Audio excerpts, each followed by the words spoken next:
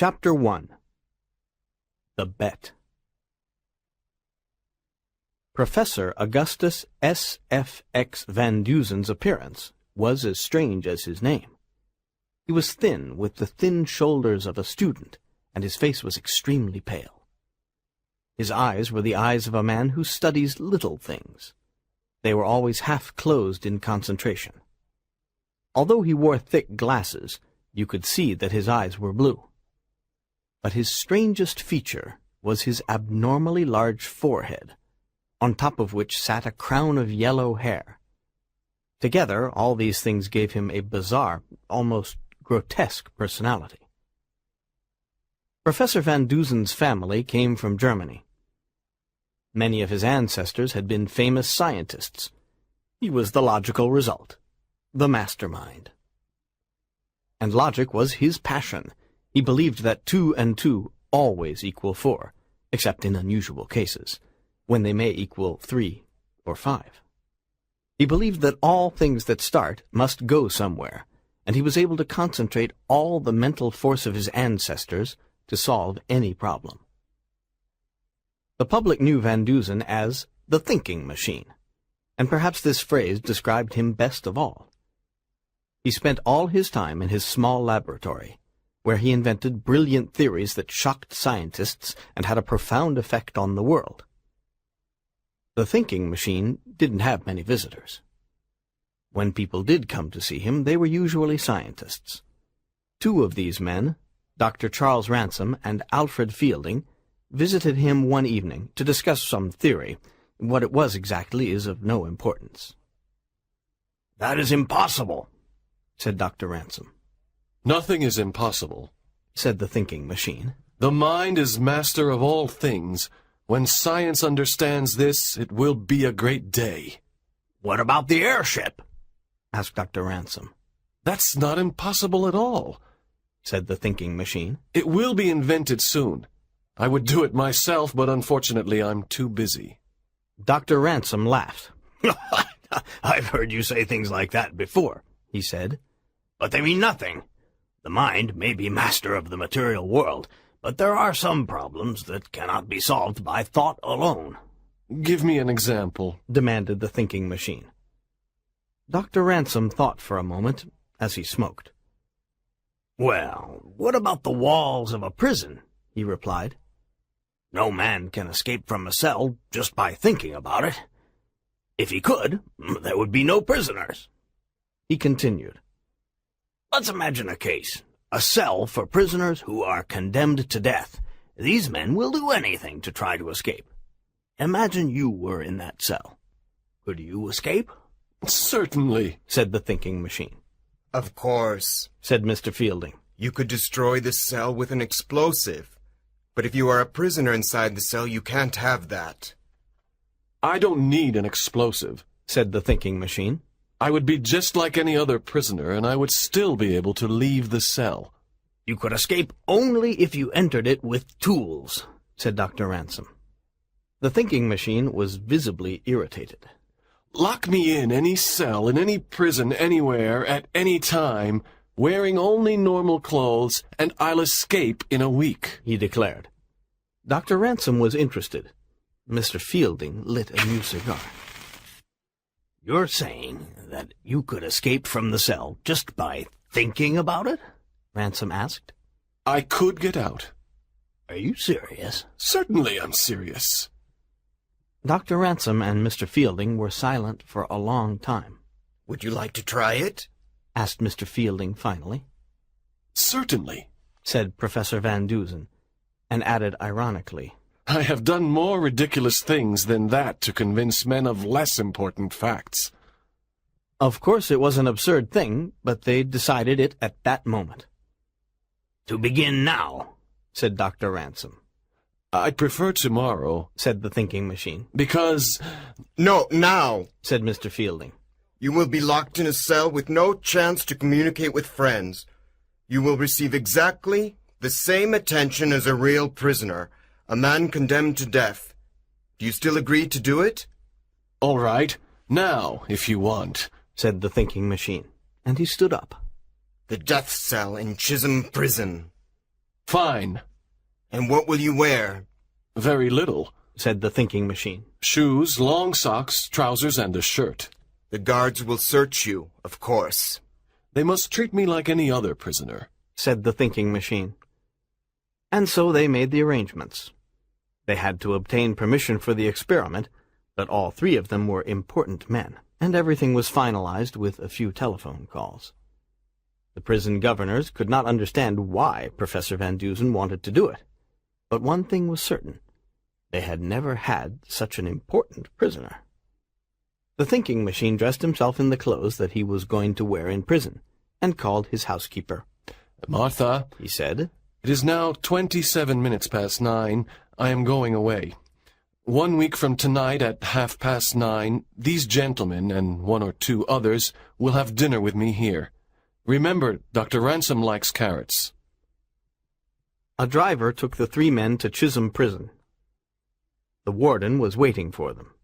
He understood only that Professor Van Dusen was going to be his prisoner for 1 week.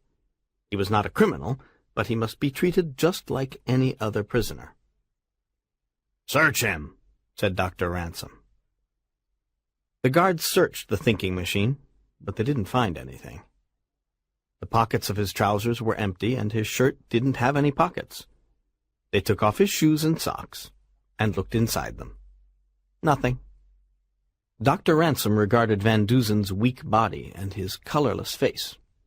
He was suddenly sorry about his idea. "Are you sure you want to do this?" he asked. Would you believe me if I didn't do it? The thinking machine replied. "No." All right, I'll do it.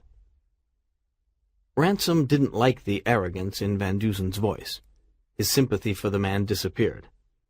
He decided that the experiment was a good thing. It would teach the thinking machine a lesson. "Will it be possible for him to communicate with anyone outside the prison?" he asked. No, it will be absolutely impossible, said the warden. He will not have anything to write with.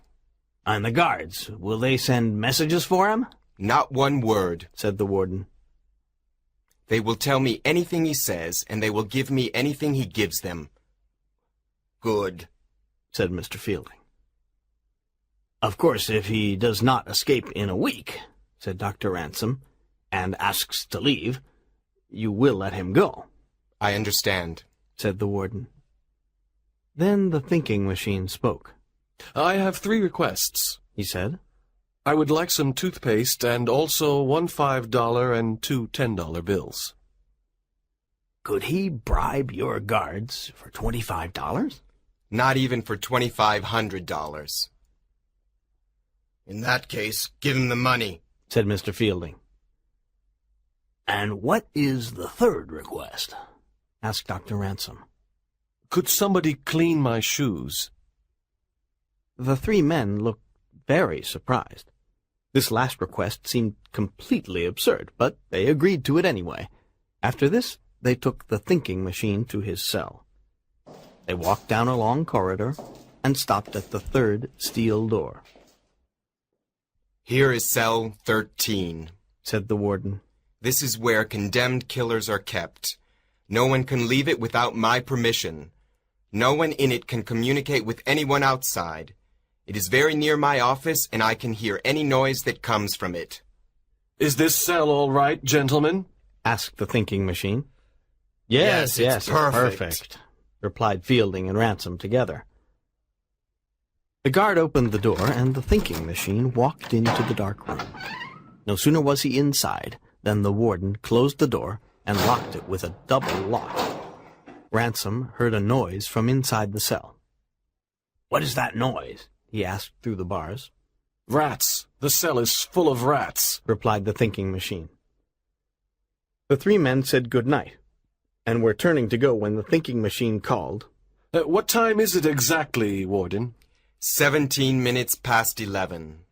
Thanks. I will see you all in your office at 8:30, 1 week from this evening, said the thinking machine. And if you do not? There is no possibility of that. Chapter 2. Chisholm Prison. Chisholm Prison was a large building. It was 4 floors high and stood in the center of a large open space. The wall around it was 6 meters high and impossible to climb. Even if a man managed to escape from his cell, he could not pass over the wall. The yard around the building was 8 meters wide on all sides. This was the distance from the prison building to the wall. During the day, prisoners used the yard to do exercises. But it was not for those prisoners in cell 13. There were always 4 armed guards in the yard, 1 for each side of the building. At night, strong lights illuminated the yard and the wall. The wires that carried electricity to these lights ran up the walls of the building. The thinking machine saw and understood all these things. He had to stand on his bed to see out of the small barred window. It was the morning after his incarceration. He soon realized that somewhere on the other side of the wall there was a river, because he could hear the sound of a boat and saw a river bird in the sky. From the same direction he heard the sound of children playing baseball, so he knew that there was a children's playground between the prison wall and the river. No man had ever escaped from Chisholm Prison, and it was easy to see why. The walls of the cell were perfectly solid, and the bars on the window were new. And in any case, the window itself was too small to escape through. But this didn't discourage the thinking machine. He looked up at the light and saw how the wire went from it to the wall of the prison building. He realized that the wire passed near the window of his cell. That could be useful. Cell 13 was on the same floor as the prison offices. The thinking machine couldn't see the ground through the window of his cell. However, there were only 4 steps up to the office floor. Therefore, the cell must be near the ground. Good. The thinking machine remembered how he had come to the cell. First, there was the outside guards' room, which formed part of the wall next to the prison gates. There was always one guard at these gates who let people come into the prison and then let them out again when the warden told him to. The warden's office was in the prison building. From the yard you had to pass through a solid steel door to get to it. The door had only one small hole in it to see who was there. Then between the office and cell 13 there was a heavy wooden door and 2 steel doors in the corridors of the prison. Then, of course, there was the door of cell 13. There are 7 doors between cell 13 and freedom, thought the thinking machine. It will not be easy, but there are advantages. I am alone here. Nobody looks at what I am doing. There is one guard who brings my food 3 times a day at 6 o'clock in the morning, at noon, then again at 6 in the afternoon. And then there is the inspection at 9 o'clock, but that is all. There was nothing, absolutely nothing in his cell, except a bed that was strongly made and impossible to dismantle. There was no chair, no table, no cup or fork or spoon. Nothing. The guard watched him while he ate and took away his plate and spoon as soon as he had finished. The thinking machine considered all these facts very carefully. Then he began an examination of his cell. He examined the stones in the walls and roof and the cement between them. He walked over the floor many times, but it was solid cement. After the examination, he sat on his bed and thought for a long time, because Professor Augustus S.F.X. Van Dusen had something to think about. Suddenly he was disturbed by a rat, which ran across his foot and disappeared into a dark corner of the cell. The thinking machine looked hard into the corner. After some time he saw several pairs of yellow eyes looking back at him. Then for the first time the thinking machine noticed the bottom of his cell door. There was a space of about 5 centimeters between the steel bar and the floor. The thinking machine walked into the corner where the rats were, but he continued to look at the door. The rats were afraid and tried to escape. There was the sound of running feet and several squeaks, and then silence. None of the rats had gone out the door, yet the cell was now empty. Therefore, there must be another way out of the cell, even if it was very small. He got down on his hands and knees and began to look for the opening. Finally, he found it. It was a small circular hole in the floor, about 4 centimeters in diameter. So this is how the rats escaped. Interesting. He put his hand in the hole. It seemed to be an old drain pipe. The thinking machine sat on the bed and thought for an hour. Then he looked once more outside his cell window. One of the outside guards stood directly opposite, beside the wall. He was looking at the window of cell 13 when the thinking machine's large head appeared. But the professor didn't see the guard. At 12 o'clock, the cell 13 guard brought the thinking machine his food. It was horrible, but the thinking machine didn't mind. He wasn't interested in food. He spoke to the guard, who watched him as he ate. Have they made any modifications here in the last few years? Asked the thinking machine. Not really, said the guard. They built the new wall 4 years ago. Have they done anything to the prison building? Well, they painted the outside, and then 7 years ago they had a new plumbing system installed. Ah, I see, said the prisoner. How far is the river over there? About 100 meters. The boys have a baseball ground between the wall and the river. The thinking machine had nothing more to say, but when the guard was ready to go, he asked for some water. I get very thirsty here, he explained. Could I have some water in a cup, please? I'll ask the warden, replied the guard, and he went away. Half an hour later, he returned with a small cup.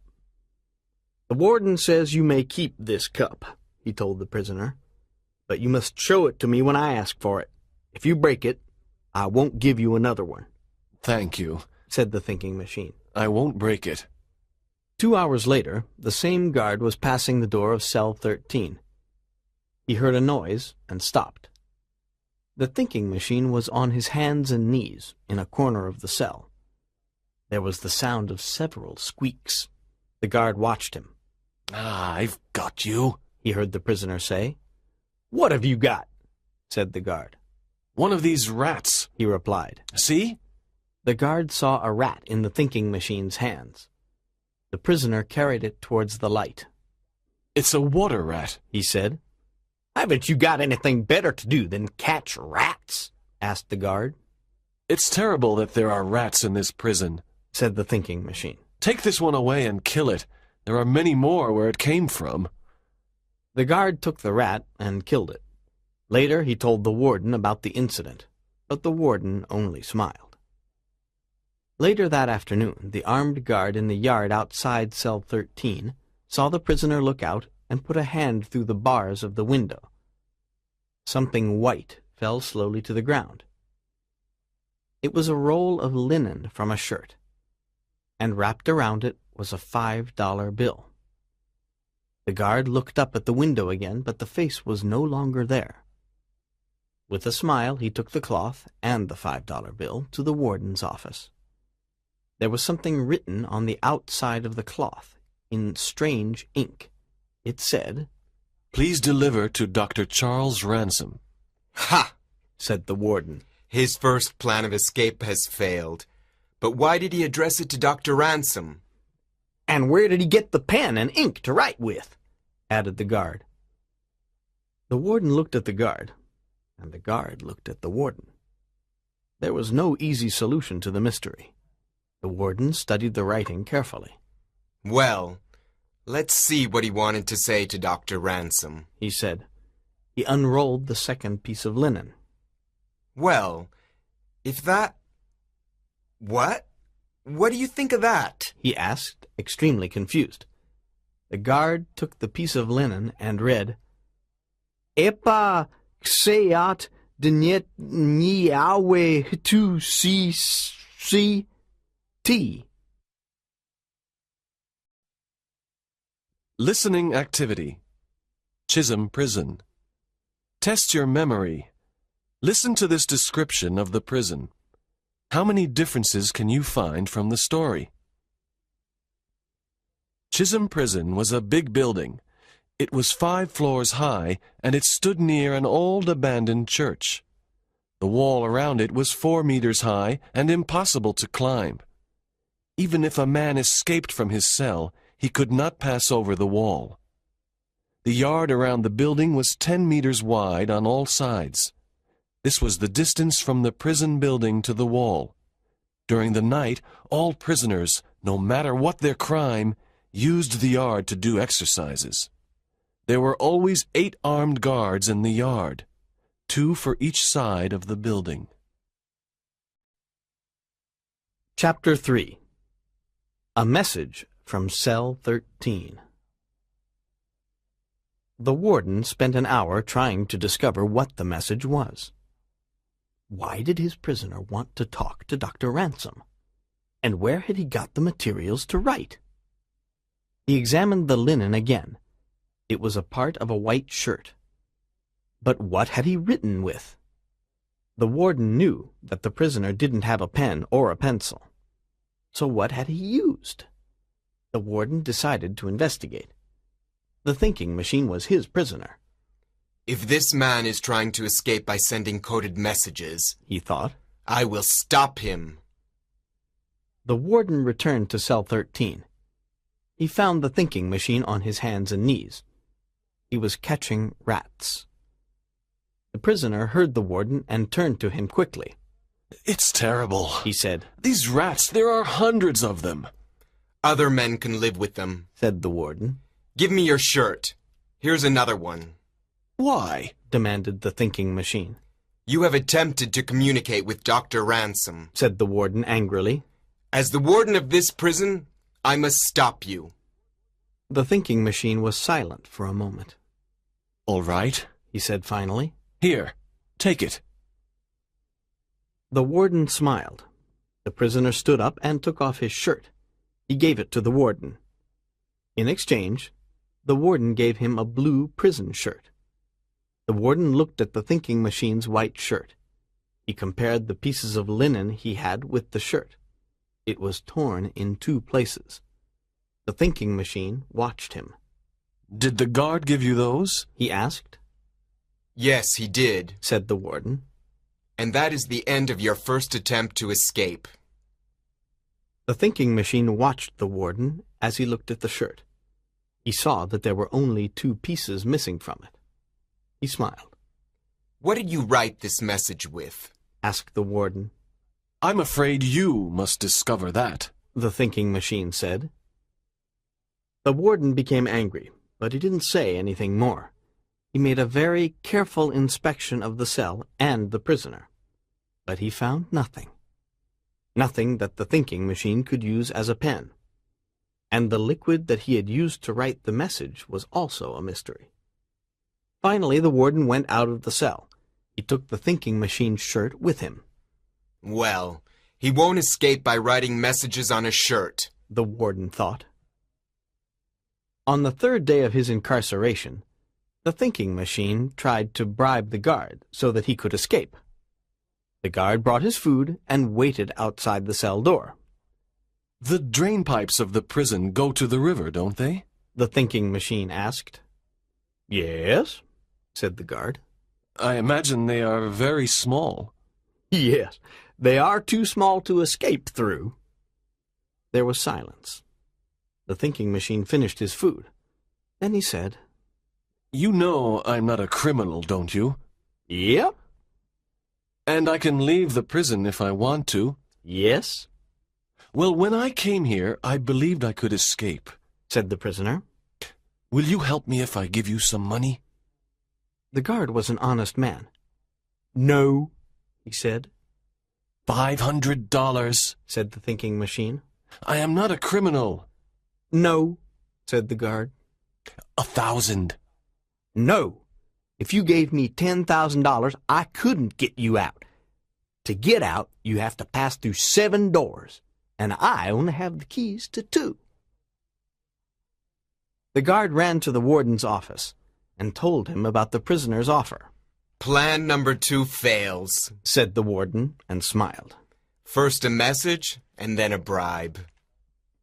At 6 o'clock, the guard went to cell 13 again to bring food to the thinking machine. He stopped in the corridor. There was a noise coming from inside the cell. The guard walked very quietly to the cell door. Through the bars, he saw the thinking machine at the window. He was trying to cut through the iron bars of the window with a file. The guard went back to the office and told the warden. The 2 men went back to cell 13, walking very quietly. The warden looked into the cell and saw the thinking machine still at the window. He entered the cell. The thinking machine turned round and jumped onto the floor. He tried to hide the file in his hand. Give it to me, said the warden. No, said the prisoner. There was anger in his voice. Come on, give it to me. No, repeated the thinking machine. Very well. Search him, said the warden to the guard. The guard searched the thinking machine. After some minutes, he found a piece of steel, about 5 centimeters long, in the prisoner's trousers. A few minutes later, he found another piece. The guard gave the pieces of steel to the warden. The warden looked at them. You couldn't cut through the bars on the window with these, he said. Yes, I could, said the thinking machine. In 6 months, perhaps, said the warden, smiling. Just wait, you'll see, said the thinking machine. Once more the guard searched the cell, but once more they found nothing. The warden stood on the bed and looked at the bars of the window. He took the bars in his hand and tried to move them. They were immovable. He smiled and then got down from the bed. Forget it, Professor. You will never escape from here, he said. The thinking machine said nothing. He just sat on the bed with his head in his hands. The warden and the guard went out of the cell and closed the door. He is mad to try and escape, said the warden. But he is very clever. I would like to know what he used to write that coded message. It was 4 o'clock the next morning when a terrible scream resounded through the prison. It came from a cell near the center of the building, a sound full of horror and great fear. The warden heard it and ran with 3 of his men into the long corridor that went to cell 13. Chapter 4. A Strange Voice. As they ran, they heard the scream again. The white faces of prisoners appeared at cell doors. They were afraid. It's that crazy man in cell 13, the warden said. He stopped and looked into the cell. That crazy man in cell 13 was sleeping comfortably in his bed. They heard the scream again. It was coming from somewhere above. The warden and the guards went upstairs. There they found a man in cell 43, directly above cell 13. He was sitting in the corner of his cell like a child. What's wrong? Demanded the warden. Thank God you've come, said the prisoner. What is it? Demanded the warden again. He opened the door and went into cell 43. The prisoner's face was white with terror. Take me out of this cell. Please take me out, he said. What is it? Asked the warden. I heard something. What did you hear? I can't tell you, said the prisoner. Please take me out of this cell. Put me anywhere, but take me out of here. Who is this man? The warden asked the guard. His name is Joseph Ballard, the guard replied. And what is his crime? They say he killed a woman with acid. But they can't prove it, said the prisoner. They can't prove it. The warden was silent for a minute. Listen to me, Ballard, he said finally. If you heard something, I want to know what it was. Now tell me. I can't tell you. Ballard was crying now. Where did it come from? I don't know. Everywhere, nowhere. I don't know. Was it a voice? I can't tell you, said the prisoner. You must tell me, said the warden angrily. It was a voice, but it wasn't human, said the prisoner. A voice, but not human, repeated the warden. He was confused. It was strange and very far away, like a ghost. Did he come from inside or outside the prison? It didn't come from anywhere. It was here, there, everywhere. I heard it. I heard it. For an hour, the warden tried to get the story, but Ballard became silent and didn't say anything more. Finally, the warden went away. He was very confused. Ballard sat at his cell door until morning, his white face staring through the bars. It was the 4th day of the thinking machine's incarceration. He stood at his cell window and threw another piece of linen to the guard outside. And once more, the guard took it to the warden. The warden read the message on it. It said, "Only 3 days more." The warden was not surprised by the message. He knew the thinking machine meant that there were only 3 days more before he escaped. But how did he write it? The warden thought. Where did he find another piece of linen? Where? How? He looked at the linen. It was white, like the material from a shirt. He took the thinking machine's shirt and put the 2 original pieces of linen on the torn places. The 3rd piece was completely superfluous, but it was the same material. Where did he get it? And where? Where does he get anything to write with? Later on the 4th day, the thinking machine spoke to the guard outside his window. "What day of the month is it?" He asked. "The 15th. The thinking machine made a mental astronomical calculation. Good. He thought. Tonight the moon will not rise before 9 o'clock. Then he asked another question. Who looks after the big lights on the roof? An electrician from the company. You have no electricians in the building? Nope. At the end of the afternoon, just before he finished work, the outside guard saw the thinking machine's head again at the window. He had something in his hand which he threw to the ground. It was a $5 bill. That's for you, said the prisoner. Once again, the guard took it to the warden. He said it was for me. I imagine it's a present from him. I think you can accept it, said the warden. Then suddenly he stopped. Wait a minute. When the professor went into the cell, he had one $5 bill and two $10 bills. There was a $5 bill with the first message. I have it here. But now he has given you another $5 bill. It's impossible. He has only two $10 bills. Perhaps somebody changed a $10 bill for him, said the guard. Perhaps.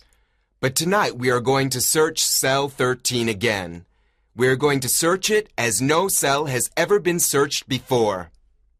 So that night, at 3 o'clock in the morning, the warden and his guards searched the thinking machine's cell again. The warden found the hole in the floor. He put his hand into it. There was something there. He pulled it out. A dead rat. He threw it to the floor in disgust. But he continued the search. Once more he examined the bars on the window, but found them to be solid. He then examined the thinking machine's clothes. In his trousers he found some money. 5 $1 bills, said the warden. He was very surprised. That's right, said the prisoner. But you had 2 10s and a 5. How do you do it? That's my business, said the thinking machine. Did any of my men change this money for you? No. Well, do you make it? asked the warden. That's my business, said the prisoner again. The warden was very angry. He left the cell and went back to bed. About an hour later, he heard the scream again. He got up and ran immediately to cell 43, where he saw Ballard, his terrorized face pressed against the bars of the door. Take me out! Take me out! He screamed. I did it! I killed her! Take me out of here! Was it the voice again? asked the warden. Yes, said Ballard. What did it say? Acid! Acid! Acid! said the prisoner. It knew! I threw the acid in the woman's face and killed her! Oh. Acid? repeated the warden, more confused than ever. Chapter 5. Countdown to Freedom. On the 5th day of the thinking machine's incarceration, the warden looked tired. He wanted this thing to finish. He wanted his confusion to end. But that day, the thinking machine threw another piece of linen to the guard. It said, "Only 2 days more." This time there was a silver $half with it. Now the warden knew, he knew, that the man in cell 13 didn't have any $half. He couldn't have any $half, just as he couldn't have pen and ink and linen. But he did have them. It was a fact, not a theory. And that is why the warden looked so tired. Then there was the voice that Ballard had heard. The word acid. Didn't mean anything, of course. Ballard was obviously mad. But there were so many things that didn't mean anything, now that the thinking machine was in the prison. On the 6th day, the warden received a letter from Dr. Ransom. It said, "Dear Sir, Mr. Fielding and I will meet you in your office tomorrow evening. If Professor Van Dusen has not escaped, and we believe he has not, because we have not received a letter from him, we will meet him there too. Yours, Dr. Ransom." That day, the thinking machine had 3 more messages for the warden. They were written on the same linen and referred to the meeting with Dr. Ransom and Mr. Fielding. On the afternoon of the 7th day, the warden passed cell 13 and looked in. The thinking machine was sleeping on his bed. Everything in the cell was completely normal. He cannot escape between now and 8:30 this evening, the warden thought. That evening, after 6 o'clock, he saw the guard. Is everything all right in cell 13? He asked. Yes, sir, replied the guard. But he didn't eat much today.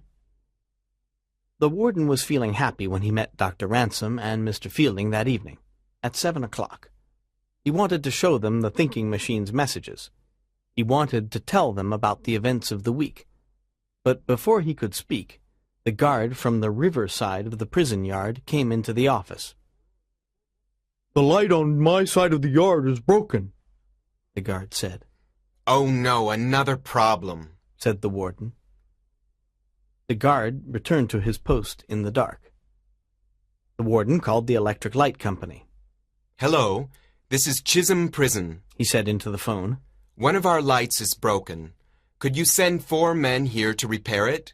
Thank you. Goodbye." The warden went out into the yard.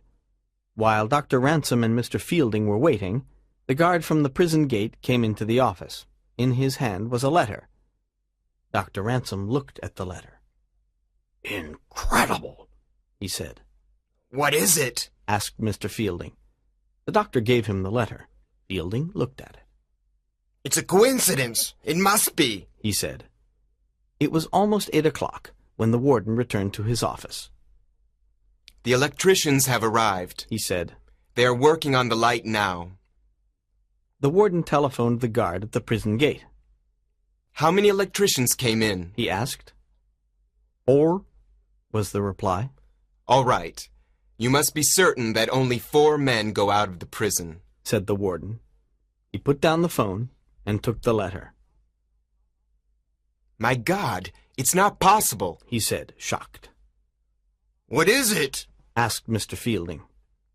"It's a letter from cell 13, said the warden. An invitation to dinner." What? said Ransom. The 3 men were silent for a long time.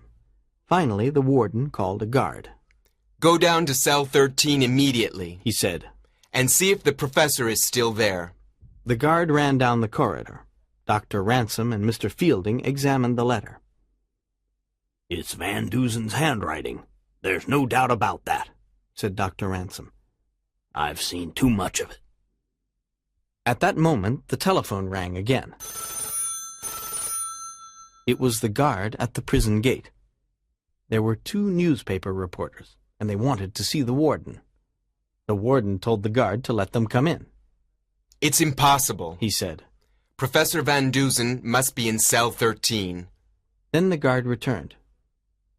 "He's still in his cell, sir," he said. "I saw him. He's sleeping," There, I told you. said the warden. But if he is still in his cell, how did he send the letter? There was a knock at the door. It's the reporters, said the warden. Come in. The door opened, and the two men entered. Good evening, gentlemen, said one. It was Hutchinson Hatch. The warden knew him well. Then the second man came in. Well, I'm here, he said. It was the thinking machine. The warden sat with his mouth open. He was paralyzed. How did you do it? Asked the warden finally. Let's go back to the cell, said the thinking machine. The men walked down the corridor to the door of cell 13. Look inside, said the thinking machine. The warden looked inside. Everything looked normal, and there on the bed, was the figure of the thinking machine. Certainly, there was his yellow hair. The warden looked again at the man beside him. I must be mad, he thought. Then he unlocked the cell door, and the thinking machine went inside. Look here, he said. He put his foot on the steel bars at the bottom of the cell door, and 3 of them fell out.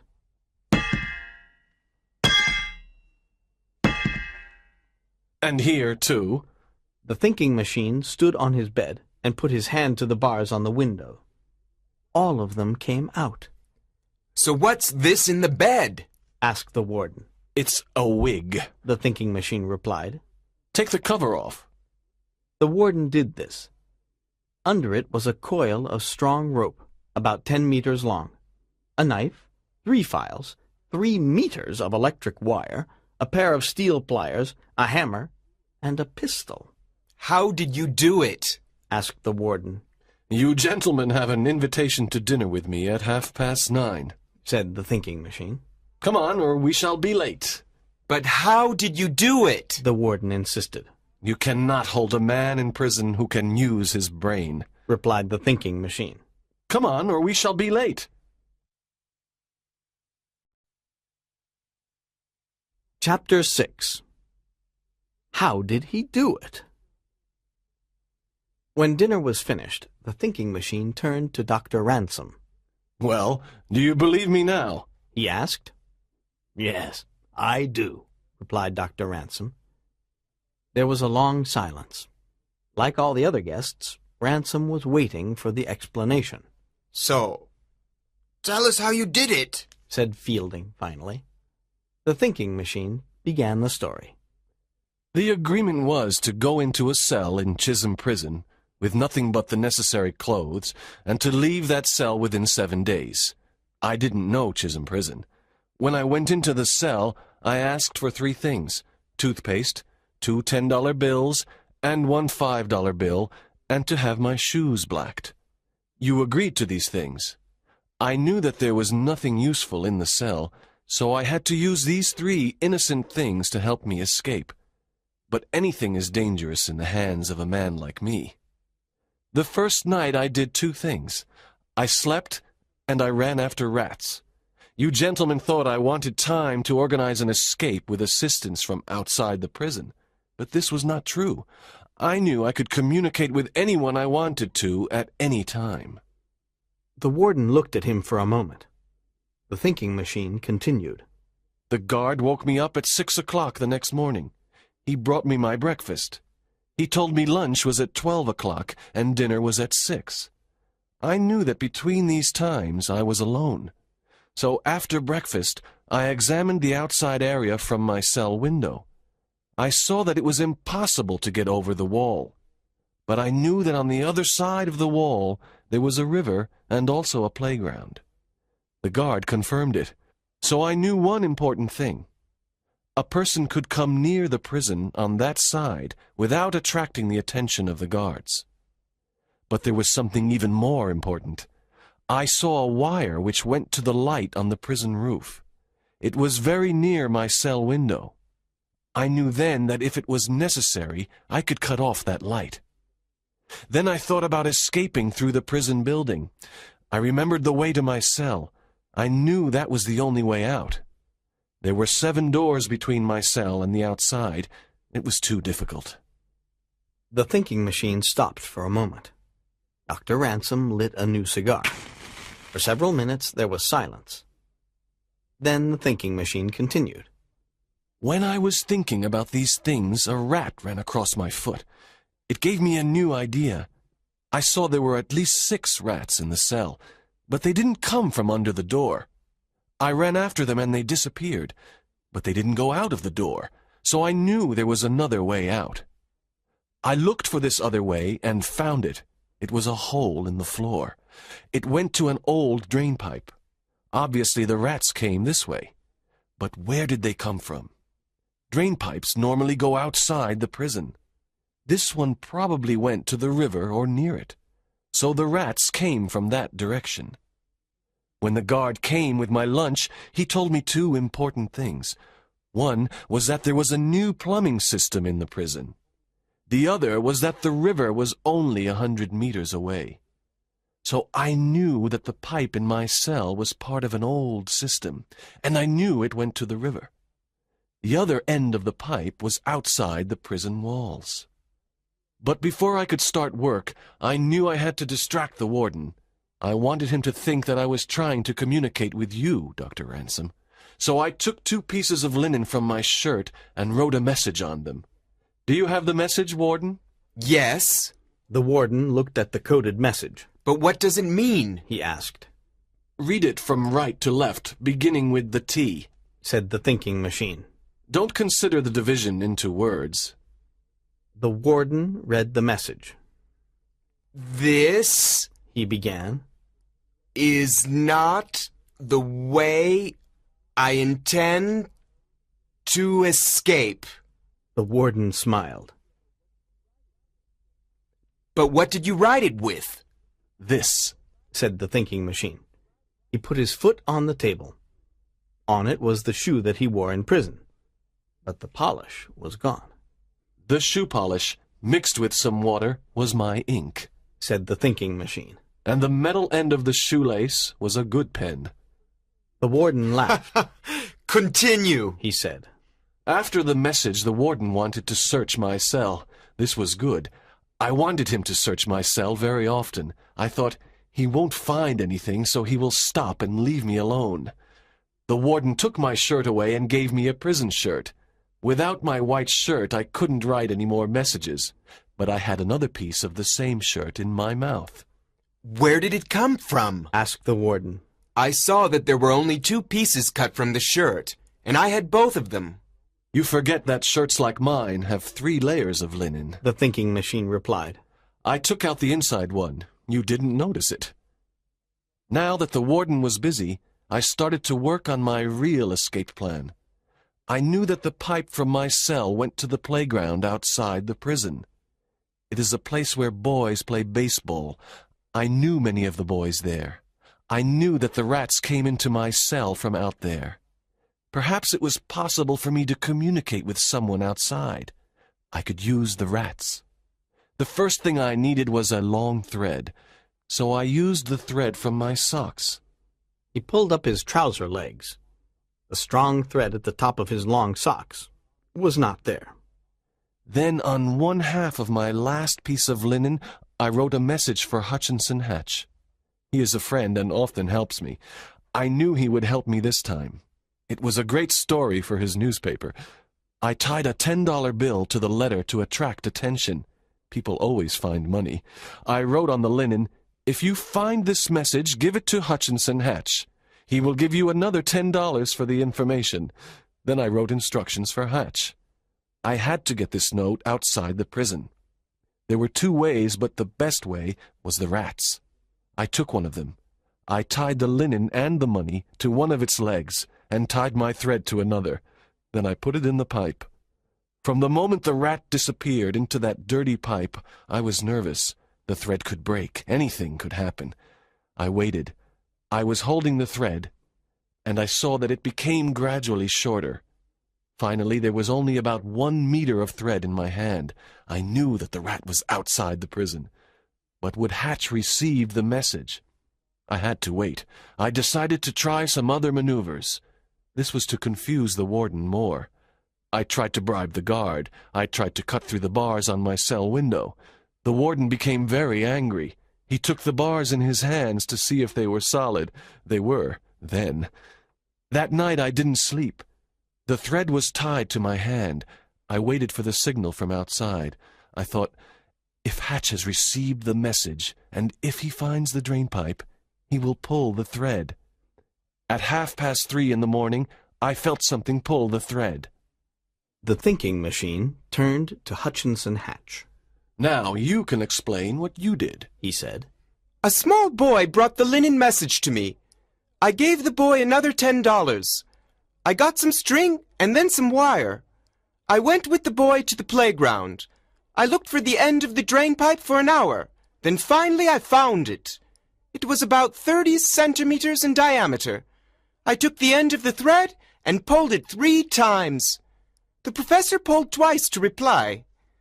Quickly, I tied my string to the professor's thread. Then I tied the wire to the string. Professor Van Dusen began to pull it all into his cell.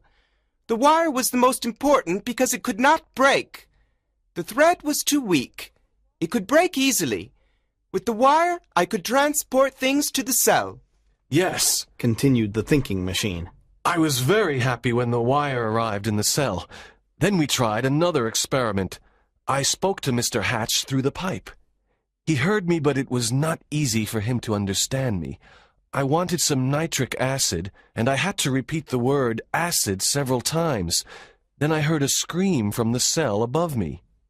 With the wire, it was easy to transport things to my cell, and it was also easy to hide them. I could put them into the pipe. You, Mr. Warden, found the pipe, but you could not find the wire. Your hands are too big. My fingers are longer and thinner, so it was easy for me. In addition, I put a dead rat in the pipe. You pulled it out, I remember, Said the warden. The rat was there to stop you investigating the pipe. Said the thinking machine. That night, Mr. Hatch could not send me anything useful, but he did send me change for $10 as a test. The next day, I continued to work on my plan. For this, it was necessary that the guard outside saw me often at my cell window. To attract his attention, I threw messages to him. I stood at my cell window for hours. Sometimes I spoke to him. He told me that there were no electricians inside the prison. If there was a problem with the lights, they had to call the light company. This was perfect for my escape plan. There was only one more thing to do before I escaped. Once again, I spoke to Mr. Hatch through the pipe. It was the 4th night of my incarceration. Again, Mr. Hatch could not understand me. Again, I repeated the word acid 3 times. It was this that made the prisoner above me confess to murder. The guard told me the next day. The prisoner heard strange voices through the pipe. He thought it was a ghost. With nitric acid, it was very easy to cut the bars of the window. But it was a long process. The outside guard saw me standing at my window. He didn't know what I was doing. As he watched me, I cut the bars with a piece of wire covered with acid. On the night of my escape, I used the same acid to cut the electric wire that went to the lights. The yard outside my window was completely dark. It was easy to escape. I also had a wig from Mr. Hatch. It was the same color as my hair, yellow. I put it in the bed with some other things that Hatch sent me. When the guard passed the door, he thought I was sleeping. But how did you get outside the prison gate? Asked the warden. It was simple. The thinking machine replied. As I said, I cut the wire to the lights before the guards turned on the current. When they turned on the current, the light on my side of the yard didn't work.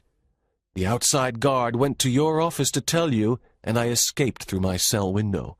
I stayed in the shadows until the 4 electricians arrived. Mr. Hatch was one of them. When I saw him, he gave me some workman's clothes to put on. You, Mr. Warden, were standing only 3 meters away. Then Mr. Hatch called me as a workman, and together we went out of the gate to get something from the van. The guard at the gate knew that there were 4 workers in the yard. He saw that we were workers, so he let us go out of the prison. Then we changed clothes and came back in. We went to your office and asked to see you. That's all. And the letter of invitation? Asked Ransom. I wrote it in my cell with Mr. Hatch's pen. Said the thinking machine. Then I sent it through the pipe, and Mr. Hatch posted it. There was silence for several minutes. Dr. Ransom was the first to speak. "Incredible," he said. "Absolutely brilliant." But Mr. Fielding had two more questions. And what was the toothpaste for? He asked. For brushing my teeth. Why did Mr. Hatch come with the electricians? His father is the manager of the company, said the thinking machine. But what if there was no Mr. Hatch outside to help you? Every prisoner has at least one friend who will help him if he can. What if there was no old drain pipe in your cell? Asked the warden. There were another 2 ways to escape, said the thinking machine. 10 minutes later, the telephone rang. It was for the warden. Is the light working now? Asked the warden through the phone. Good. The wire was cut beside cell 13. Yes, I know. What's that? There are too many electricians? 2 went out of the prison, and there are 3 still inside? But only 4 men came from the light company. The warden turned to the others, confused. The guard says that he saw 4 electricians come into the prison. 2 went out again, but there are still 3 men inside, he said. Don't you remember? I was the extra man, said the thinking machine. Oh, said the warden. I see. He turned back to the phone. You can let the 5th man go. He's all right.